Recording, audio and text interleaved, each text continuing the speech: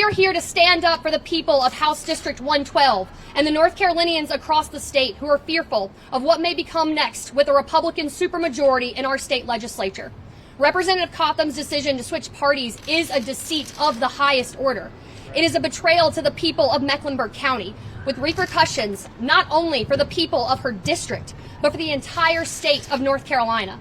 Reproductive freedoms are on the line. Our public schools are on the line. LGBTQ rights are on the line. Yes. Voting rights are on the line. Yes. Our future as a state is on the line. Yes. And I have to say about all of this, this is about the issues. It's not about the politics of this. It is about the issues that impact our friends, our families, our neighbors, our loved ones, the people that matter to us in this state, the state that we care about right now. It is about upholding your duty as an elected official for the positions that you ran on as an elected official. This is not about political vendettas. This is about the constituents that trusted Representative Cotham to champion their values, who are now left with little reassurance that she will do that. HD 112 is a 60% Democratic district, y'all. And they do not choose to elect a Republican. No. They choose to elect a Democrat. They deserve to know who they're voting for and what they're going to stand for when they're running for office and when they're put into a position of power. And that's not what Tricia Cotham has allowed the voters of 112 to do today. Absolutely. This is not about control or inability to welcome different ideas into a party. We've done that. For the last eons that we have done that. In the 10 years of a Republican majority in this state, we have done that. We have sat there and asked and pleaded with the Republican Party to advance issues that are important to North Carolinians. Don't tell me our party has not done that, because we have. This is about honesty and accountability to the people who elected her and to serve in their best interest. I'm from a place where honesty means something, where folks are going to take you at your word because that's what your word is good for. Your word ain't good for a hill of beans, though, if you're not going to stick to it. And the Democratic Party is the party that's going to stick to their word this year. We're going to continue to fight for people all across our state. Tricia Cotham campaigned on protecting reproductive freedoms and is now seemingly open to new abortion restrictions. She campaigned on protecting LGBTQ rights and today stood beside Congressman Dan Bishop, the father of HB 2 in our state. This is dishonest and has no place in public service, but we urge her to continue to vote with the values that she has espoused for many years and stand up for the people of her district that elected her to do a job in our General Assembly. Yes. Yes.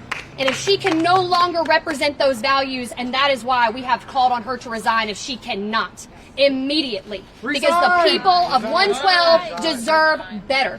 They deserve representation that speaks for them and the values they represented her to, or elected her to represent. I'm really honored today to be standing up with so many North Carolinians, people from across our state who value Democratic representation and leadership. But I'm also really excited to be up here with two folks from Mecklenburg County who made that drive today to stand up to Representative Cotham. Yeah. I'm proud to introduce the president of the LGBTQ Dems of Mecklenburg County, Cameron Pruitt, everybody.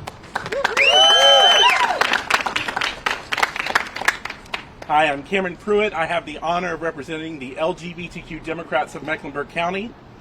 And I gotta say, it's a disgrace when Representative Cotham used our votes, our dollars, our door knocking, and then today stands next to Congressman Dan Bishop, who is no friend of the LGBTQ community, the author of HB 2 that cost us lives and jobs and talent. We cannot stand for this. Her voters deserve to know right now where she stands on abortion access in this state. Her voters deserve to know right now, will she protect trans kids, or will she continue to use their sticker on her Twitter and go to places and show up? I knew there was a problem. We invited Tricia Cotham to the Human Rights Campaign dinner just a few weeks ago, and she did not show up. Is this a premeditated mood? How long has she known? Her voters deserve to know. As a man of faith, it is ironic to me that in the middle of Holy Week, when we are about to discuss Judas trading away people for pieces of silver, what did Tricia Cotham trade away for my community? What did she trade away for her voters? We deserve better. We will have better. Just like she voted against her voters with HB 10 just a week ago, splitting up migrant families and their communities on the backs of black and brown voters who got her power today. She has betrayed them. We deserve better, and if she can't vote with our values, she must resign.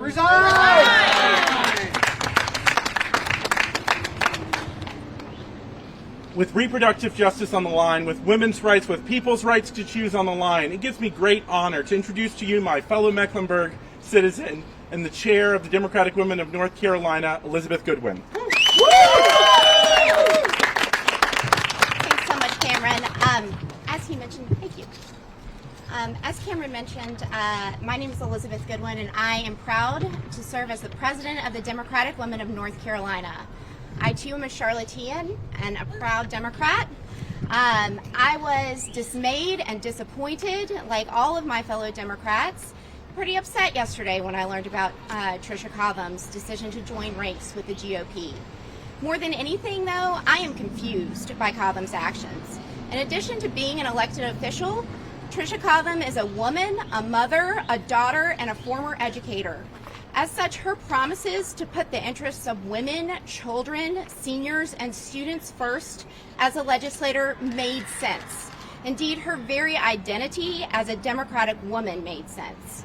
She pledged to fight for a higher minimum wage, equitable funding for schools, and expanded voting rights. These are the things that Democrats believe in. By switching her political affiliation, she has now aligned herself with those working in direct opposition to those ideals. It is a betrayal to the voters of her district, her city, her county, and her state. And I want to say that one more time. It is a betrayal to the voters across this state and in her district who worked so hard to get Democrats elected to maintain Governor Cooper's veto. This morning we heard a lot about Representative Cotham's motivations. We heard I and me a lot. What we didn't hear about was the voters. Cotham campaigned. She promised voters that she would stand up for voting rights. Her new affiliation aligns her with a group of individuals that have tried to put up every barrier they can get away with to voting in an effort to prevent people that do not think or look like them from accessing the ballot box. She campaigned on equitable funding for schools in every neighborhood. She's joined a party now that wants to divert funding from public schools altogether and promote private and charter schools. She ran on creating neighborhoods with affordable housing, with access to public transportation. Well, a few weeks ago, her buddy Tim Moore, her new leader in the legislature, came down to Charlotte and blasted the city's transportation plan that focuses on buses and rail, saying that the only way he'd support it is if we added in road capacity.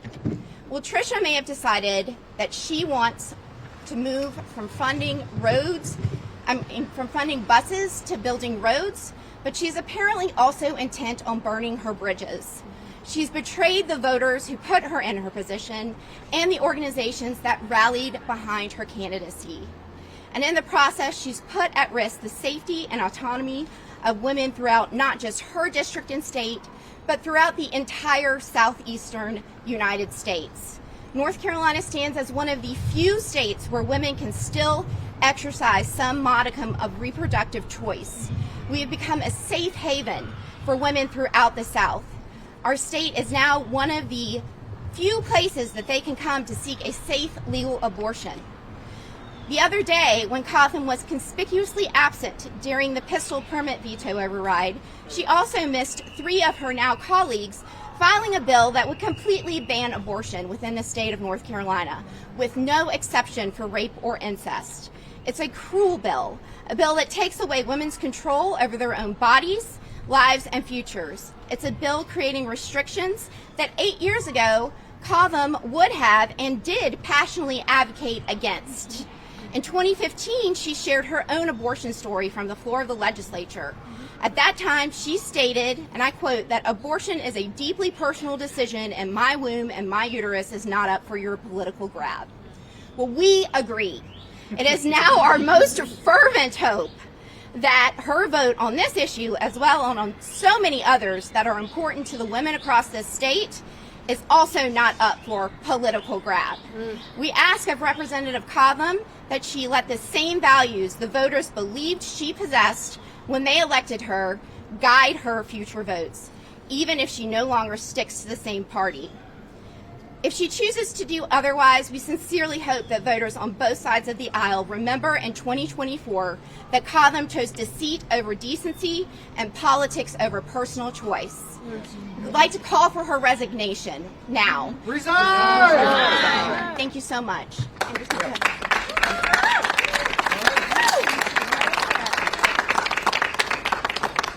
We'll now take questions from anyone. If you could identify yourself and maybe the news outlet that you're from if you've got one. Hey, Brian. Brian Anderson. How you doing? Good to see you. Congrats on the chair race again. Thank you. I had a question, two-part question. First part, we know there were two other Democrats on that SB 41 override vote who were absent. And earlier today, Speaker Moore said there might be other Democrats considering switching parties. Have you identified them? And what level of concern do you have that the 48 Democrats you currently have in the House may not stay there? I fully believe that we're going to have our Democrats stay in line with what we are expecting right now. But I will say, it's up to everybody. And I do want to say, I want people to out themselves to me now so we know what we're up against in 2024, to be honest with you. That's right. So I want real Democrats, people that are going to make sure that they're standing beside the values and the transparency that this party is trying to provide, and also the future that this party is hopeful for about the state of North Carolina. Because that's what we're focused on right now, is that we have one, and it's so strong, especially throughout rural North Carolina right now, with the infrastructure money that we have coming in from the bipartisan infrastructure bill and the American Rescue Plan. The Democratic Party has a plan for what our economies could look like in rebuilding rural North Carolina, and that's what I want to focus on, and that's what I want Democrats in the future to be looking at too. Sorry, second part as well. Yeah, Brian, go for it. I know on Twitter you said that you're kind of re-examining how the party evaluates and vets its candidates. Can you talk about what the vetting process for candidates was and what's changed now? I would rather not speak on that just because it was a former administration, and I think that there were honestly things that happened that I am not, I would say, not responsible for in that regard. I want to make sure going forward, though, that we are recruiting candidates that are extremely representative of their districts, that speak to the issues and the people of their districts, and ensuring that they have the people's best intentions, which obviously right now I'm looking at someone that has just decided in a 61% Democratic district that they are not going to uphold the Democratic values that they were elected on behalf of. And that's what I'm trying to prevent going forward in any recruitment effort that we make. And if you're looking to run for office right now, if you're mad at what's going on in the state of North Carolina right now, ncdp.org, where you can sign up to run for office today. We are looking to fill every and contest every state house and senate seat. Cycle, y'all. We've got things to do this year in North Carolina, and we have political power because we have the power of the people behind us. Thank you, everybody. Yes, ma'am. Today, Cotham claimed that the Democratic Party has bullied her and attacked her. Do you have a response to that? I would say that, honestly, Leader Reeves had a statement that he came out with earlier today. I would honestly love for everyone to address those questions to him. What I do know is that Leader Reeves has led this party with the most immense amount of integrity, and I fully expect and believe that they're off base, and everything that she said about what my party has done internally is off base, because I do believe that we are a party that represents and allows everyone's voices to be heard in them. I wouldn't be standing here today, quite frankly, if they weren't everybody. A 25-year-old state party chair. Who would have ever thought it? So, thank you. Yes, ma'am. Anyone else? Yes. So I know you just addressed this. I don't mean to harp on that point, but one of the Democrats who Brian was mentioning, Representative Cecil Brockman, he actually brought this up himself yesterday. He spoke with it, and he was talking about sort of maybe this is a moment for Democrats to be a little introspective and reflect on the range of opinions and the range of allowing lawmakers to express themselves, vote their conscience. The fact that it's not just Representative Cotham who's saying that, but other people too. I mean, do you have any? What do you make of that? I mean, I think that we have Democrats right now that have voted their conscience, and we have allowed them to, in every capacity, take that. And we saw it on the pistol permit repeal bill, right? Like, that was something where we had Democrats that did not vote with our caucus in every capacity of it. But I fully do expect and go forward that we're going to have a party that is very inclusive of everybody, and that is all what we have tried to do, and all that I expect my caucus leadership to have done in any capacity of it. So I'd refer any other questions though about it truly to Leader Reeves. I do believe that he's going to be very excited to answer any of those for folks today. So, any other? Yeah. Thank y'all so much for being here. I really appreciate it. Oh, Sorry, I have a question. come on, Lucille from Axios, my little story breaker over here. What you doing, girlfriend? You just talked about like inclusivity within your party and being open to all kinds of views. does that perspective factor into Representative Cotham's views that she held before sort of moving over to the Republican Party? I mean, I want to make sure that she's upholding her promise to make sure that abortion restrictions in our state stay, and honestly, hopefully, end restrictions of abortion in our state in the future. But I want to make sure she toes the line with what she's always promised us. And I think that that's all we're asking her to do right now, especially as a Democratic Party, is uphold the value that you were elected on as a Democrat, which is ensuring that abortion remains safe and protected in our state, along with the aspect of public education and ensuring that we're fully funding our public schools, which we could be doing right now. There are budget talks going on in the House at this moment in time. I hope all of you are headed down there to cover that after you're covering this right here, because our budget right now is something that we should all be really concerned about what Republicans are proposing in our House and Senate. So everybody, please make sure that you're headed down to the General Assembly after this press conference. Thank you all so much for being here today. Yes, ma'am. Sorry about that.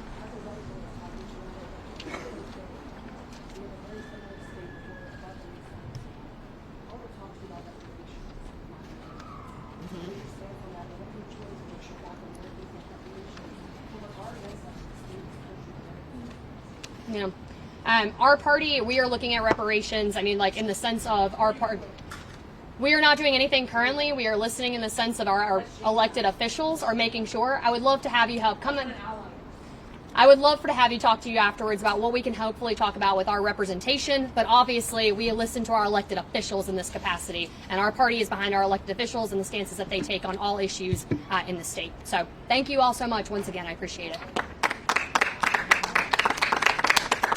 Thanks, everybody.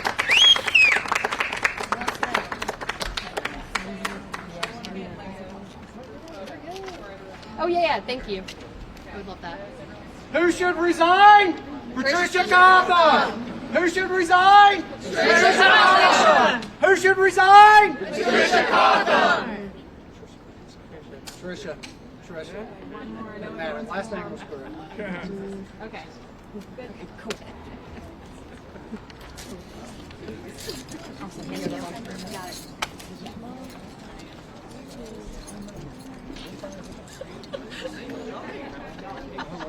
She wanted to stay here for a picture. Shall we take it? Yeah, we got it. I'm trying to get away from the fight. Hot mics, hot mics. But we love them, but Yes, thank you. Good to see you, man. How you been? It's been a few years. Yeah, it's been all right. I live in Durham now. Oh, you do? Okay. Well, I moved up to Rowan County. Rowan County? Yeah, I'm out of Mecklenburg now. that's a Good.